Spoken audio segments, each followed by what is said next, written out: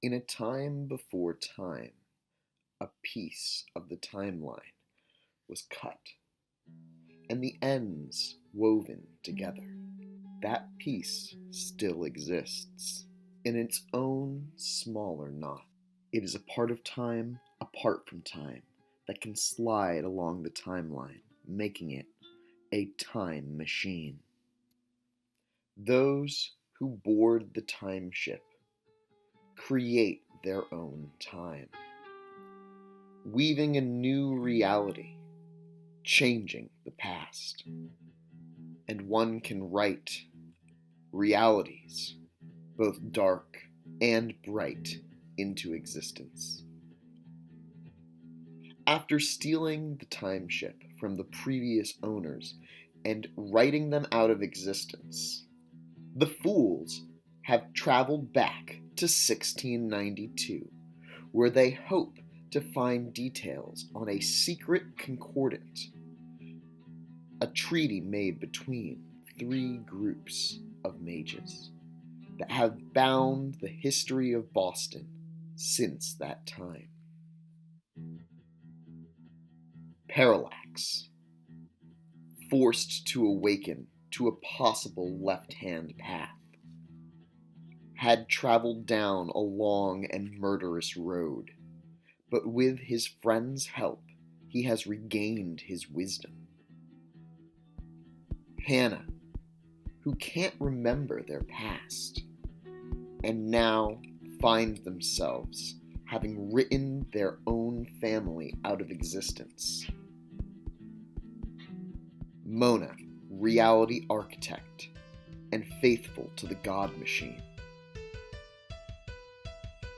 Ethyl Stubbs, the last descendant of the Ward line and linchpin of reality, though she doesn't yet know it. Together with a stranger, Rex, and Parallax's newly married wife, Elora, these fools have traveled into adventure. They are running out of time.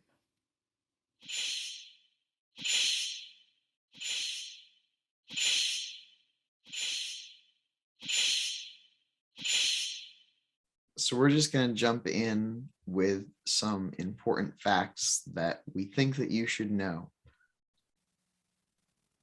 Okay, this is a letter to our listeners. Dear listeners, we acknowledge that we are five white gamers telling a story about time travel back in 1692, where many of the conflicts were between white colonists and indigenous cultures.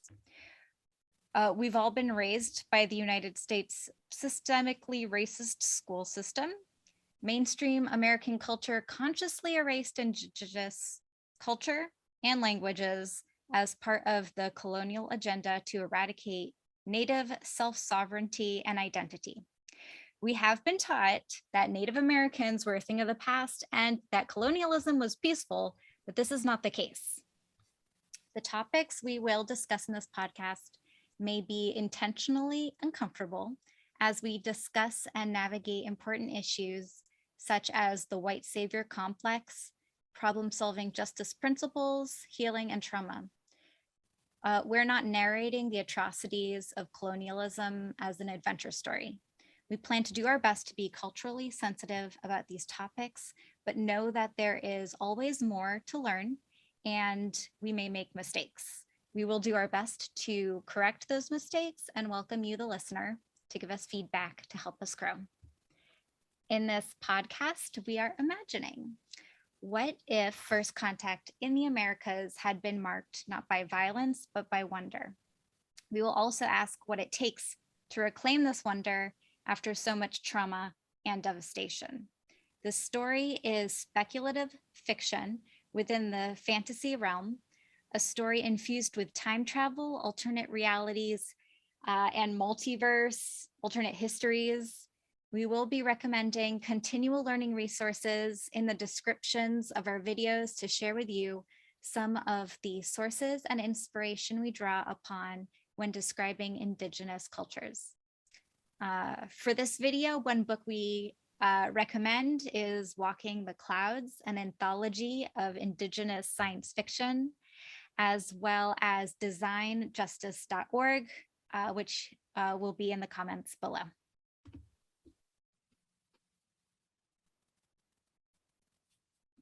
How was that? That was great. You're great. Okay. Let's set the scene.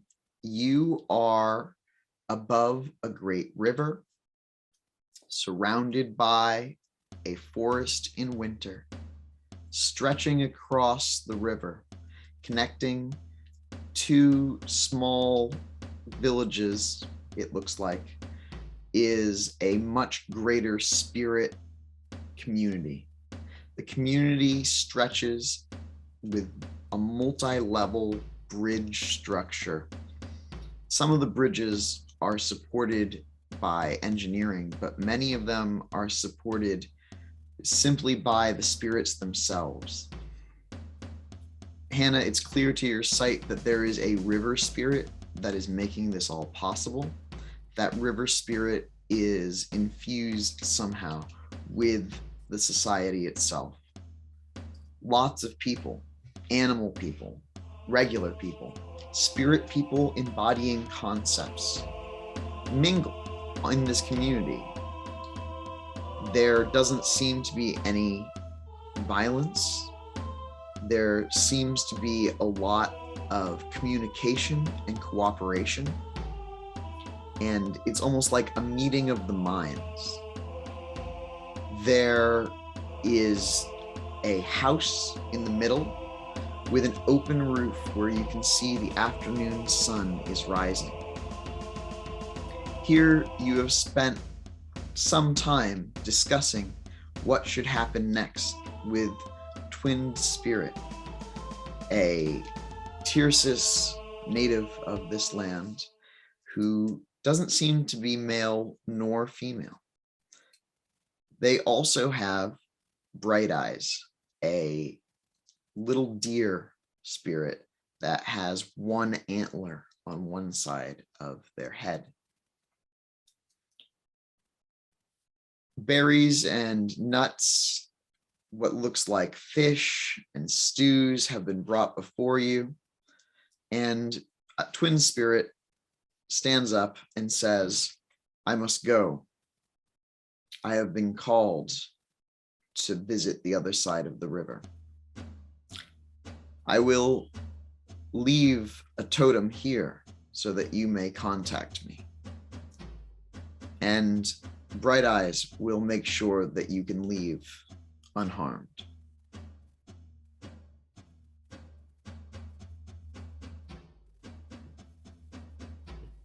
Thank you for talking to us about everything that's going on. I think we have a lot to think and talk about together. And thank you for the food. What should we do with the totem? It will appear as I do. And if you are in need, you may touch it with a thought and it will summon me, or at least let me know that you request my presence. Thanks. From in the sky, one of the many birds flying above soars down to their outstretched hand. They share a look, and then the eagle, which is not necessarily a real eagle, but rather a spirit eagle, transforms into a wooden eagle.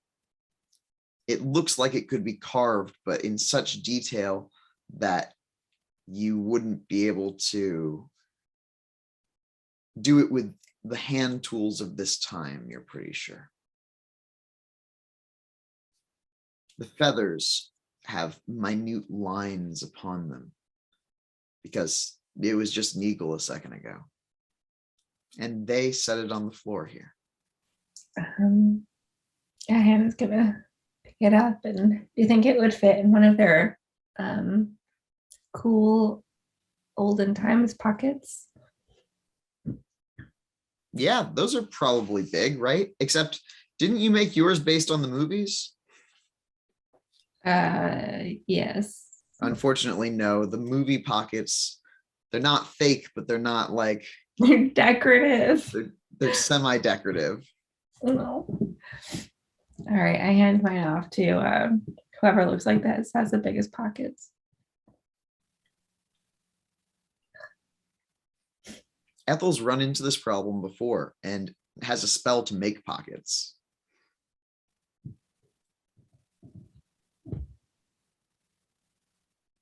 Did we do that once? I mean, I'm not sure if you rolled a terrible number of successes on it, but I know that at one point right. you did try to make a pocket for Byron. Oh, yes. Yeah, I don't think the success was very high. Mona made me a bag instead. Is that bag a magic item? Yes. Oh man, I totally forgot about that. It also looks super cool. I think it looks like a skull. You magicked it to not look like a magic item so well that the storyteller forgot that it was a magic item. That's how effective your spell was. Mona's gonna look at Hannah and hold up some of the food. They have this hazelnut cake. Can we eat? I've only been to the Fey world. I know you're not supposed to eat there. Is it safe to eat here? Yes. Yeah, totally. I'm not sure how much sustenance you'll actually get from it, but I just remember that Hannah is hungry and I'm going to eat some of that delicious cake. Nope, never mind. Not the cake. They're not going to eat the cake. They're going to look at the cake,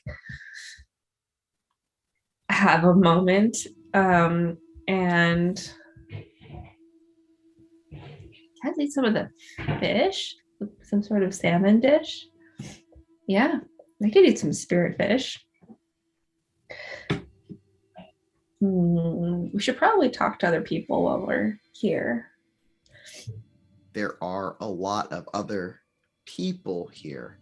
There's not terribly many humans here. There are a few, to be sure. There are maybe 1 out of every 5 people appears to be a human, which is still a considerable number, but there's mostly spirits. And wait, Are we just leaving the totem on the ground? Who has the totem? I don't think anyone grabs it yet. I imagined it to be bigger, but if we could carry it, then I guess that'd be ideal.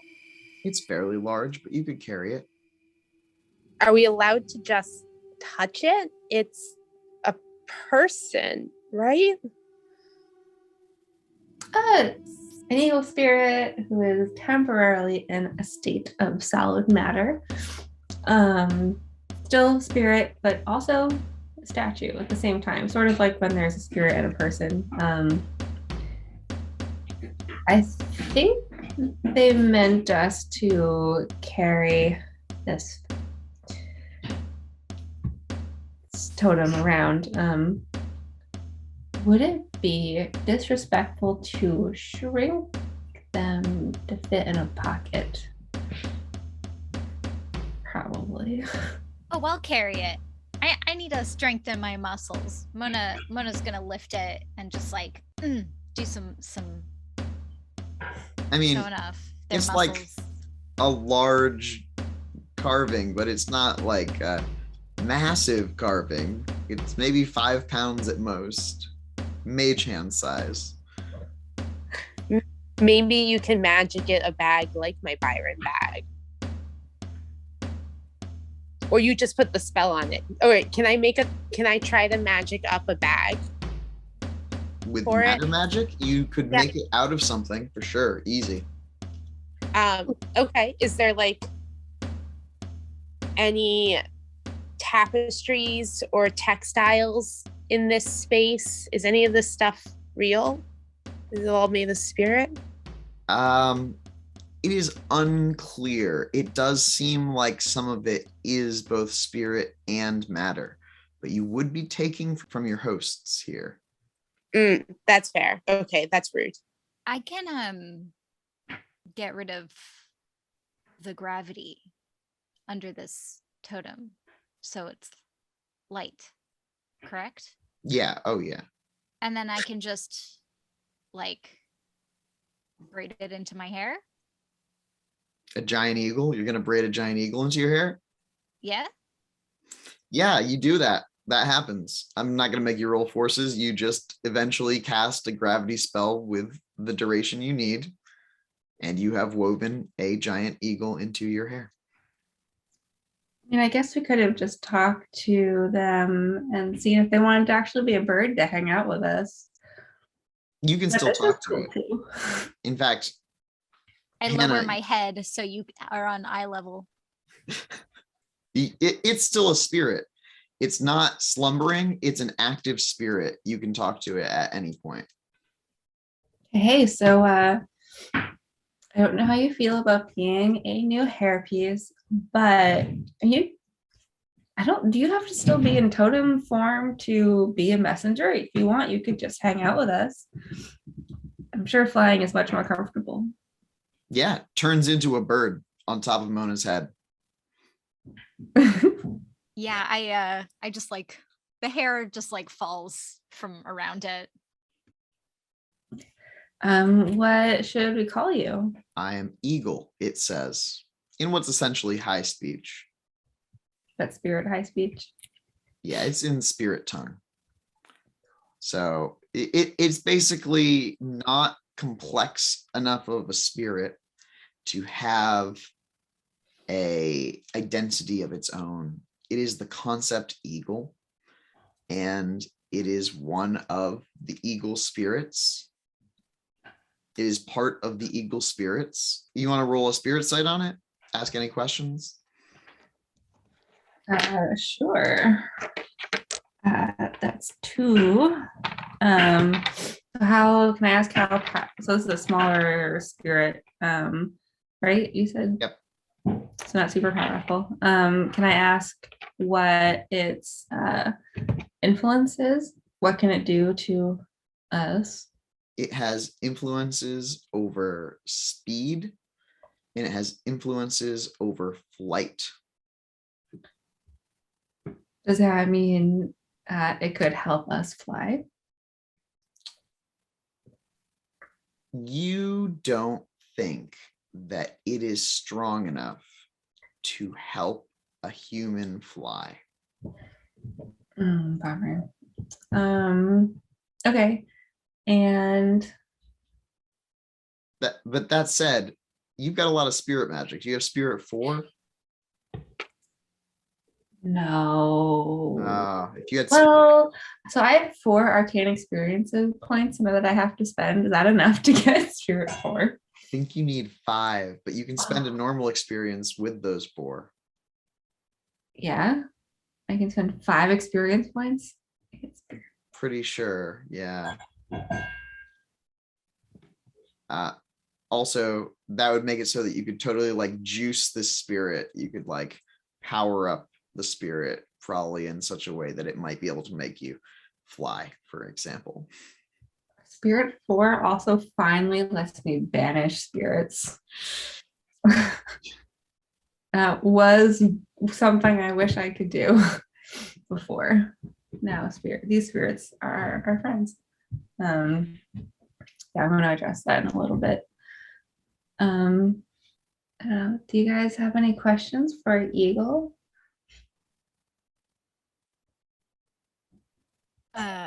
Mona just like is not just looking at Eagle, but everywhere around them. It's like, I'm way out of my element. Like, I'm still not entirely sure how this fits all into the machine god.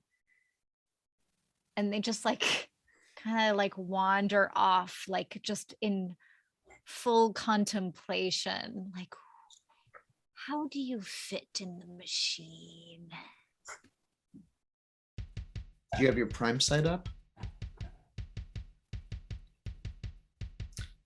So when you're here, the gears are still present. This is still part of the world, but it's almost like it's the blueprint of the gears, not the gears themselves. So what you're seeing is it's changing. So it's not like a static blueprint, like someone designed something, then it's here. It's like an evolving blueprint. The spirit world seems very much like the ideas behind the gears. And you can see, for example, some of those eagle spirits up in the sky are quite large. And then when you're looking, because it's kind of like this is an overlay with the material world, you can see that they are much bigger shadows that condense down into smaller real birds. There are real birds that correspond with those bird spirits. Whoa. Mind being blown at the moment.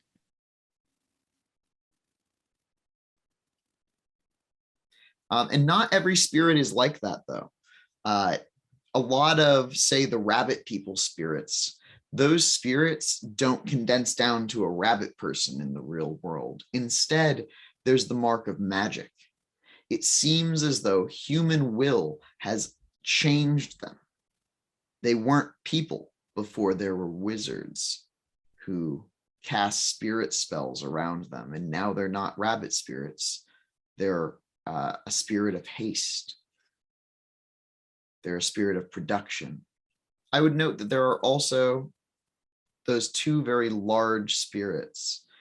There's the woman spirit who is curled almost into a ball on one side of the river.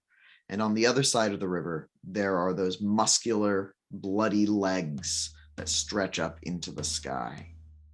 And just to remember correctly, last time Twin Spirit asked us to help. Did he didn't say get rid of the people coming to He did everything. not say get rid of the people coming. He said help. He said that they didn't want to go to that. They said that they didn't personally want to go to war, but she was also kind of cool with it. She was like, do what you need to do to save our people. Yeah. Didn't they mention more like, I know they didn't want war, not so much violence, but more like balance? They definitely want balance. That's their whole thing. That is their whole thing. I'm gonna pretend that I just talked all of that out loud to everyone else. Perfect. So how do we? I don't know. I think maybe we should talk to other people and spirits and see like what they've been doing. Are they just like retreating here? Did they explain what they had been doing, or I don't remember that part actually. I don't think so. No. We should find out what they're doing so that we can not do it or actually help them do it better.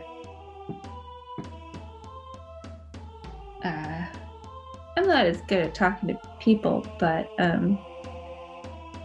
Mona, you're very charismatic.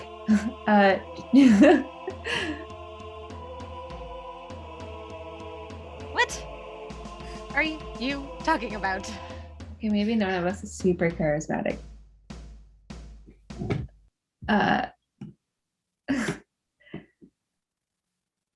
I'm pretty sure that one of your characters is super charismatic, actually. Is it Parallax? It is Parallax. Parallax, how many dots in persuasion do you have? I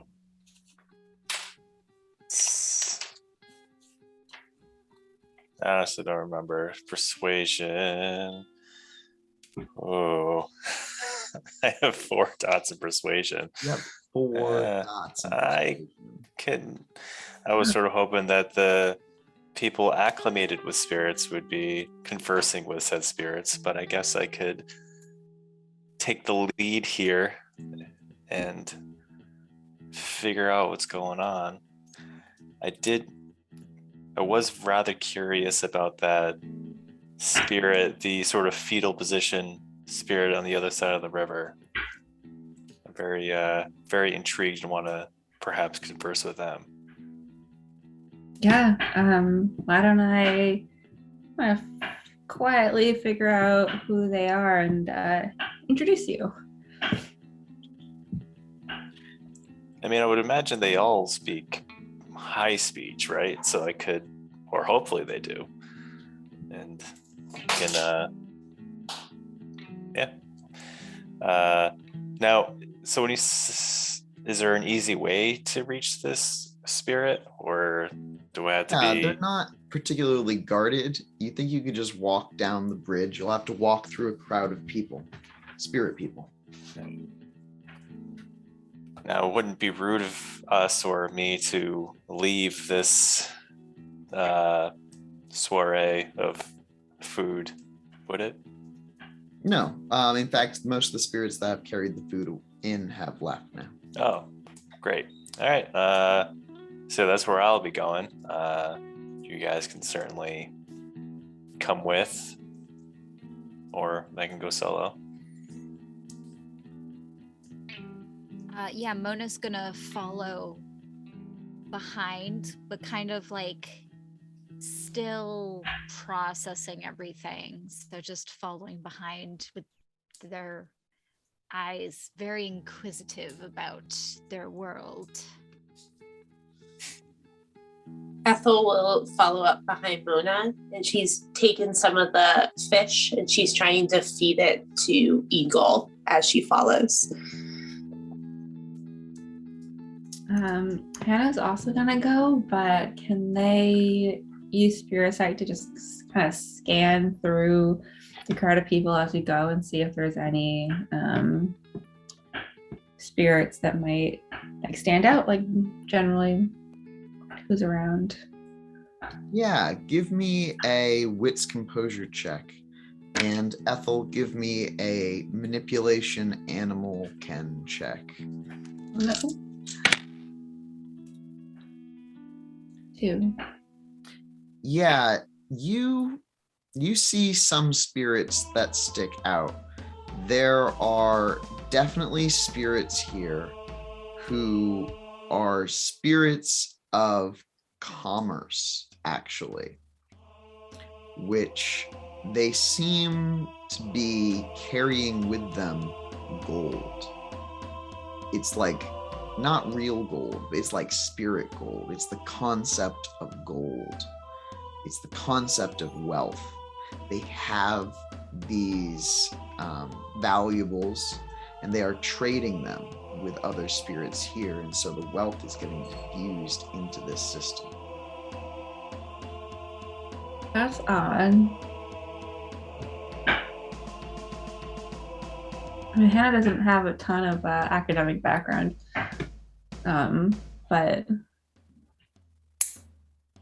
I feel like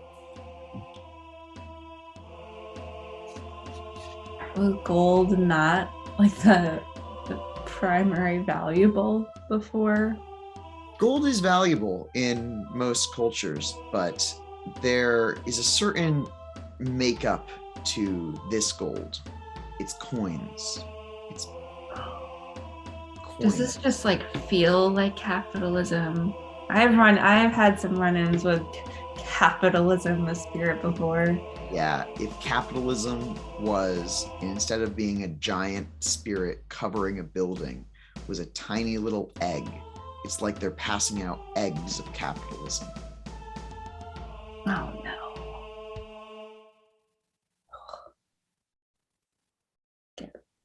I'm grumpy about this.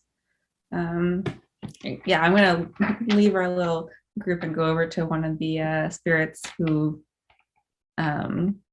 are having that transaction and kind of ask them like, hey, so what's with the gold?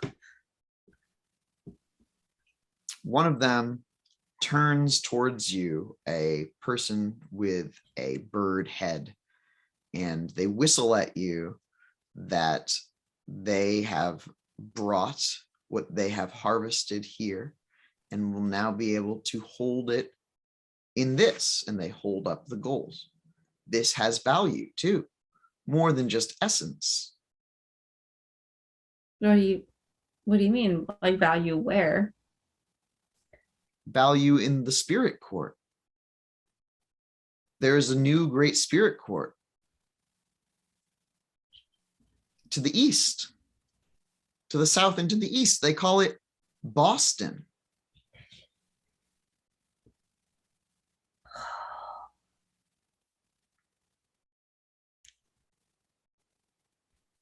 And what happened to the old spirit court? There are other spirit courts, and I seek to earn favor with all of them. I must away, and it flies off. This is not good. Ethel, did you roll that animal ken check? Yes, I rolled a 2 on getting the eagle to eat. Yeah, Fish. the eagle lands on your shoulder and eats some fish. Yes, I look so badass now.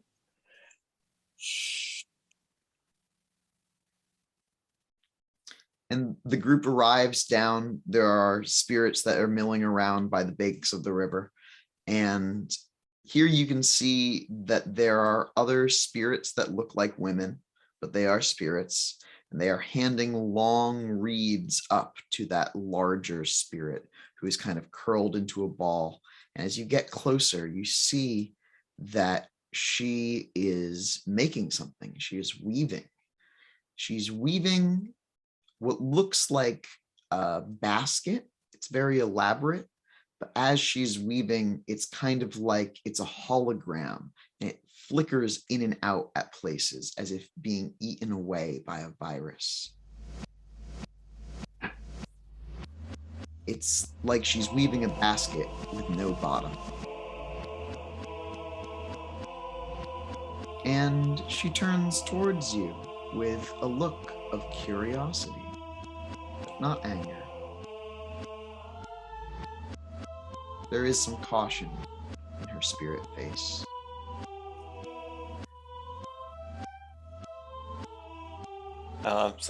Well, I guess I'll be like, oh, hello. My name is Parallax, and these are my gesture to the group behind me, or my associates. I was just, I couldn't help but notice that you're weaving something. I was just very curious as to what that was. I'm weaving the future, she says. You should know, since you're a time traveler.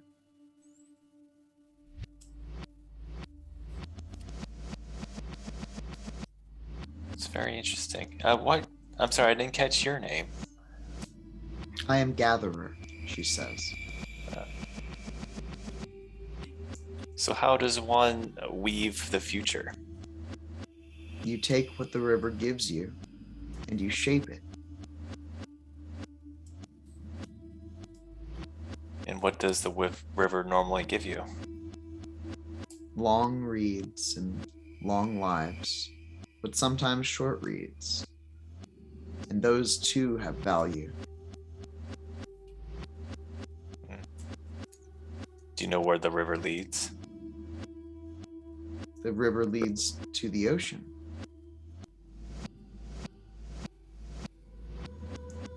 But I do not know where the ocean leads. Do you?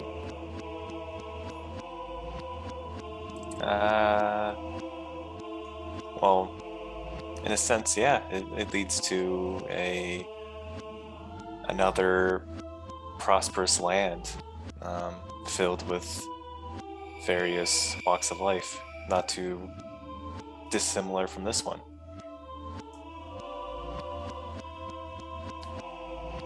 Perhaps where does this river start? The river starts in my sisters in the mountain. Now, do your sisters have a bigger part in shaping the future? We all weave.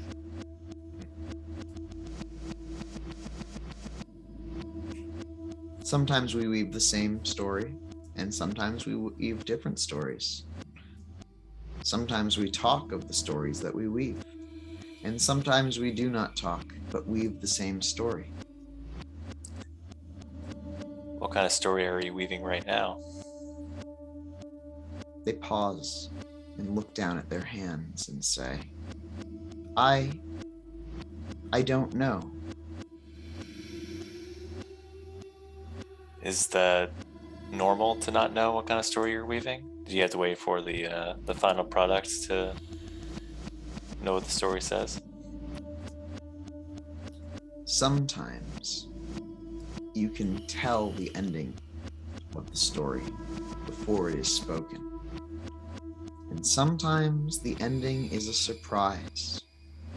Both of these have value in storytelling, but now it is more unknown than I have ever seen.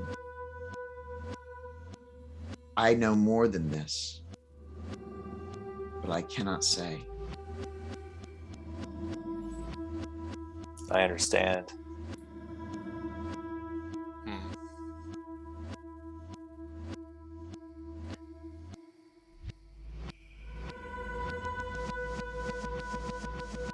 I'm sure you're familiar with the current climate in the village. I was curious as to the talk among your fellow spirits.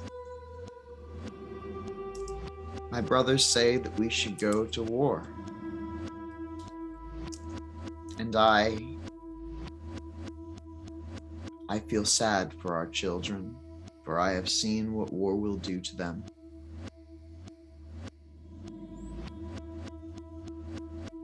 If they asked me, I would say that we should not go to war. Not yet, and not again.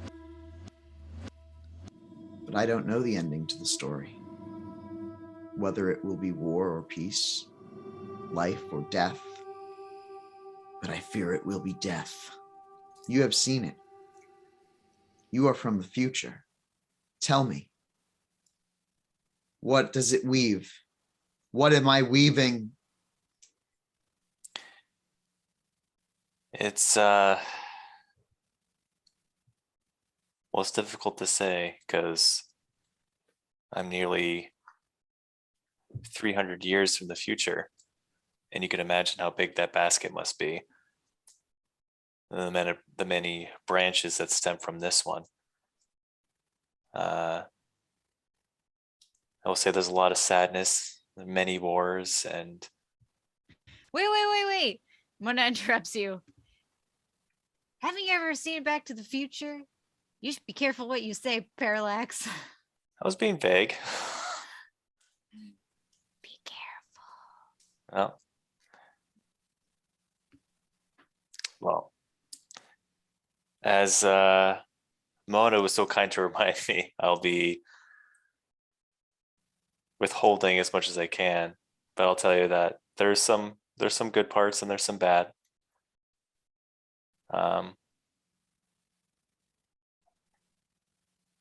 And as for my story, it's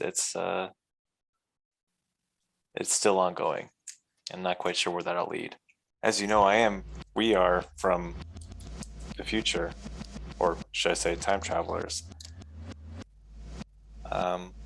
And I can't help but feel that we were brought here for a reason.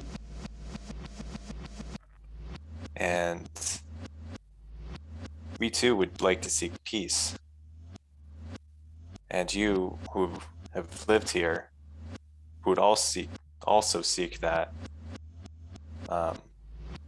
If there was a way to achieve peace, how would you do it?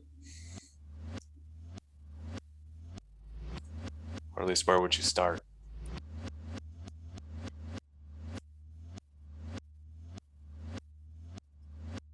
Your question is not an easy one. We have extended our hand in peace. and it did not save us. And we have raised our fist in war, and it has not saved us. We would speak with those who do not know our language. We would share with those who do not know our language, but we cannot share our lives. We cannot share all of our time. We must be able to make our own baskets. It's very fair. I couldn't help but overhear about a new spirit council in Boston.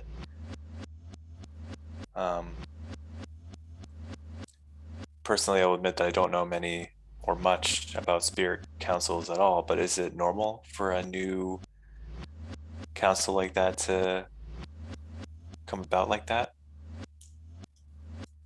All things change, and spirits change too. We do not talk to them as we once did.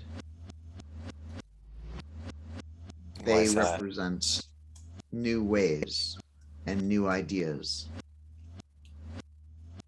different from ours. Now, would you say that they represent more of the ideals of the colonists? Yes.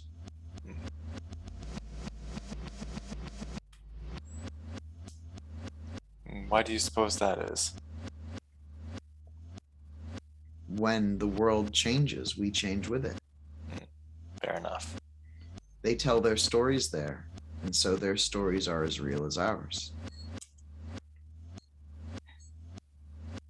If you would help us change them back, you must learn our stories to tell.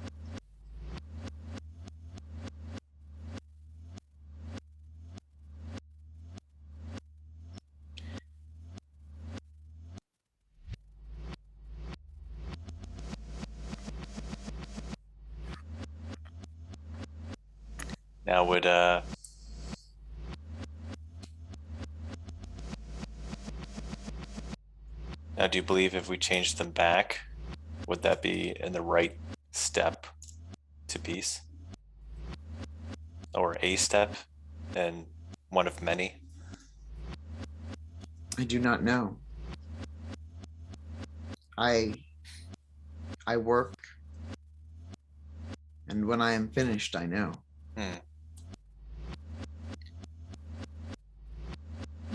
Tell me more about the chief that I don't want to say rules, but governs the village. This village is led by the Sachem Konopoet, who was gifted this deed to the land, not a deed that we wrote in our histories, but a new deed by our previous chief. When our previous chief went to fight against the colonists because of the death of his son, the rest of our people left our ancestral lands and came here north to join the Wabanaki Confederacy. The Wabanaki people, such as the one who led you here, the twin spirit, have taken my people into their confederacy. We are made stronger by joining together here at the river. Our chief is untested, but wise to know that he should seek the guidance of his elders and listens to the wise women and men of our people. History answer.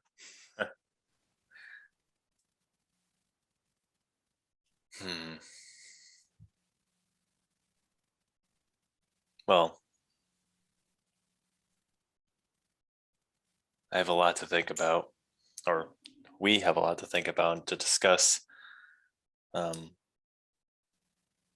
believe we can all agree that we would like to reduce the tensions and perhaps end this conflict as peaceful as possible.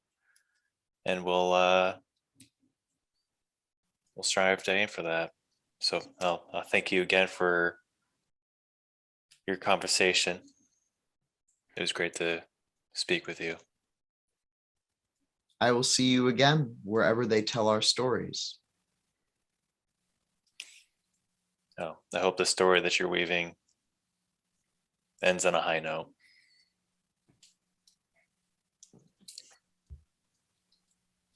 Do you want to do any time magic? I've been very reserved with my time magic lately because the last few times I did it, bad things happened. Fair. That's real fair. So, I mean, you're not inside a time ship that could break. You are in a different time, though. yeah, my concern is that with the timeline being basically severed that far back, that just, so imagine if it was like, a rope and you cut it and now like the end is frayed and stuff. Yep. So imagine that's sort of what I'm thinking right now. So I'm gonna hold off for now until maybe when I really need to do something, and then I'll go from there. Yeah. Can I see if Gatherer has been touched by any of that golden budding capitalism? You think that they have. You can see that they have some coins here. Before we go, Gatherer, where did you get those coins? They come to our town with those who trade in goods. And why do you have them? To trade them for the foods that the people enjoy.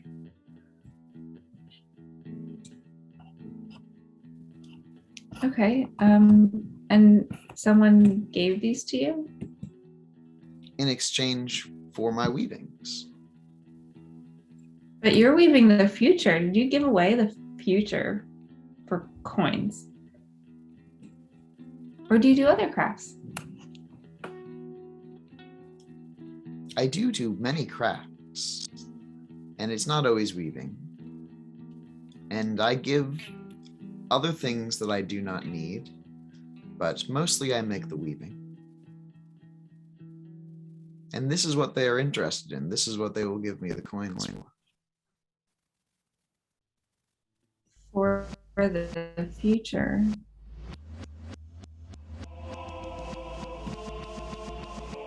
It's not the future Can I, once it's done. who exactly gave you these coins? Like, who are you doing trade with? Exactly, specifically. There they are, and they point up into the crowd where you can see a fox-faced creature. They seem to be trading with someone now. Thank you. Probably hold off on any more trade. There's a better way of doing things. You can trade goods instead of coins.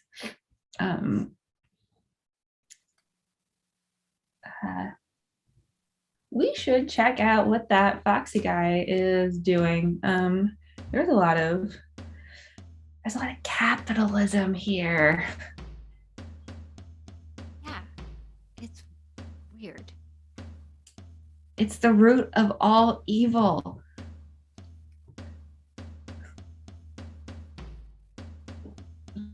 Let's figure out who that's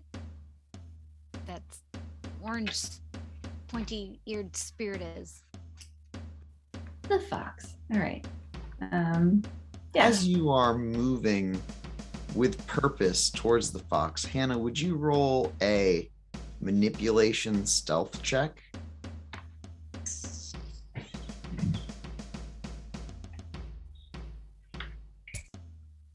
And if I don't have stealth, So it's manipulation -1. yep, that's a 1. Ooh, that's a 2. Hannah is not stealthy.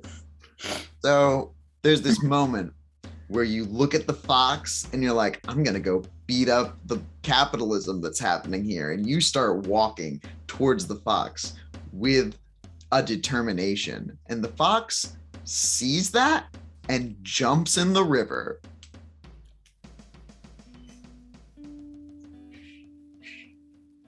I'm going to jump in the river. Can A I cannonball right behind you. Can I fools rush in? And then, no, that's not. Yeah, this definitely counts as Yeah. Fools rush in as you jump into the spirit river. Oh, great. No, that's one of my praxies because this is what Hannah does. So that's 2. I should also point out it's the middle of winter. So I imagine that river is freezing. Oh, yeah, real cold. Yeah, it was 5. Oh, I nice. can keep us warm. It's cool. That is 3 successes, so that is an exceptional success. I'm jumping in the river like a fool. In winter, even. Yeah, you dive, you right into the river, and you are swimming. It's semi-frozen rapids towards that fox, I imagine. Okay, can I do magic? I imagine that I need to do something to my body to not get cold. You certainly can. So why don't you roll some life magic and tell me what you're doing? I am adding a nice polar bear like layer of fat and probably just fat and fur. Does it have to be a visible change to take on attributes of other animals? Yes, I think it does typically. Great. I'm gonna be very polar bear-esque. Hopefully. 1, 2, 3, 4, 5. Ooh, 5. Wow. I am polar bear. Yeah. Got like the paws for swimming in cold water. I am fat and furry. So buoyant. Ethyl, Parallax, what do you think as this happens? I'm hanging back. Actually, I one thing I didn't do yet is I'm surprised I didn't think of this earlier. I want to cast time sight and look at that basket. That person's moving. Yeah, that basket's magic. It's time magic. But it's not like a mage spell. It's like a spirit tied to time. It's different. It looks way different from anything you've ever seen. Does it look like it's more of an extension of the spirit than an actual spell? Or It's not a spell at all. It's okay. You don't know a lot about spirits. No, not at all. But you've heard from Hannah that they are like stories that also affect reality. So it's a story about time that can also affect time. All right, cool. I'm gonna sort of follow along the bank of the river. I'm not jumping in. That's ridiculous. But I'll be close behind. Likewise, obviously not jumping in the river. Would not jump in the river even if it wasn't a weird spirit river. Bad choice. I'm continuing to feed snacks to my bird friend. Mona, as you hit the water, it's very, very cold. You can use forces to make yourself warmer, and you can also use forces to make yourself swim very, very fast. Hannah, you are also swimming very fast with a strength plus athletics, dex plus athletics. And wouldn't you know it, that's none. You rush into the river, but it carries you away faster and faster down the waterway. You quickly lose sight of the fox. Mona, would you like to roll a strength athletics check? Yeah, I actually rolled my forces check Mhm. I wanted to freeze the water around the fox. You don't see them since you're in the water yourself. Oh, You know where they were. You have to swim to get closer to them. okay. Then I'll use that forces roll to swim better and not be cold. Okay. Why don't you roll your I rolled strength? 4. 4 successes? Yeah. Wow. Okay. You swim faster than the polar bear, directly in a line. You see Hannah's little polar bear claws like flailing in the water as you are coasting. You're like a bullet because you have forces magic behind you. You see the fox. Do you want to pull them out of the water? Yeah. All right, roll another forces spell. Another 4. Okay. You do it. You lift them up out of the water with your magic. You're going to have a hard time concentrating this if you're also in the water. Do you want to levitate out of the water? Yeah. It's good. Do you want it to last for a little while? No, just enough to get me out like a jetpack. 2. Yeah, you do it. You land on the shore with a wet fox floating force suspended next to you. Hannah is swimming down the river and your friends are approaching you along the shore. And that is where we're going to wrap up this session. Hello, fox. Meet polar bear. Oh, wait. This over here. Do you want to levitate Hannah out of the water? Yeah, if I can. Yeah, Yeah, I'll try. roll another forces magic. Force is very useful. Yeah. Polar bear is less useful. Polar bear is less useful this time. That's another 4. 8's Yeah. count, right? Yeah, that's right. Okay, you do yeah. it. You do it again. You're just like whoop, whoop, whoop, and you scoop the wet polar bear onto the side of the river. Oh. Oh. All right. I am giving everybody a beat. And I'm giving everyone an arcane beat for experiencing the spirit world. And I am giving Hannah a beat for discovering the capitalism spirit plague. And I am giving Parallax a beat for excellent role playing. Does anybody else have any aspirations or obsessions which they have gotten closer to fulfilling? One of my obsessions is finding out how things work. Yep, take a beat. It's an arcane beat.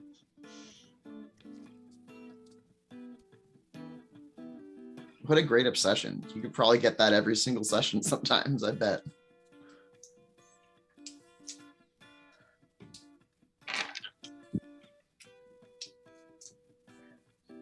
I have a new obsession of defeating capitalism.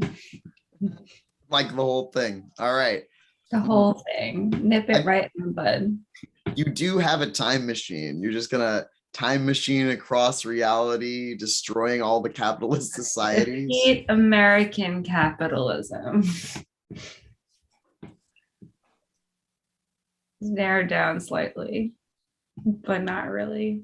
The capitalism spirit feeds from the other capitalism spirits. The big capitalism spirit of Europe is just going to keep feeding it. And through osmosis, capitalism will spread. Unless we take the entire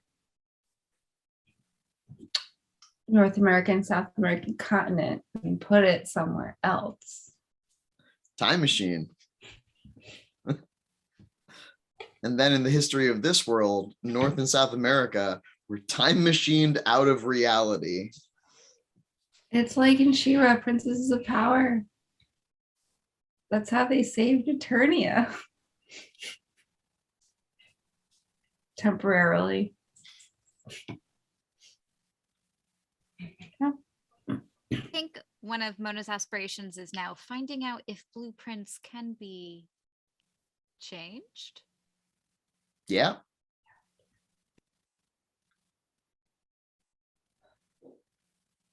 And so we call it a night.